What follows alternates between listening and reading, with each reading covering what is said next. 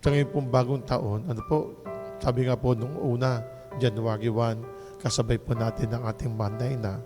Ipinagdiwang po natin ang Manay na bilang ina ng Diyos. At sa bagong taon, ginagabayan po tayo ng ating Panginoong Diyos.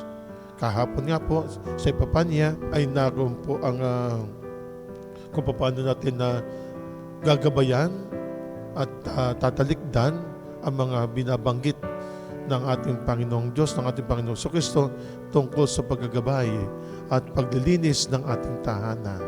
Ang pagsunod sa bawat araw sa pamamagitan ng ating mga kalendaryo, sa paglilinis ng ating bahay, sa pagbabasbas na kung saan sinulatan ng tisa o tiyok ang bawat hamba ng kanilang tahanan.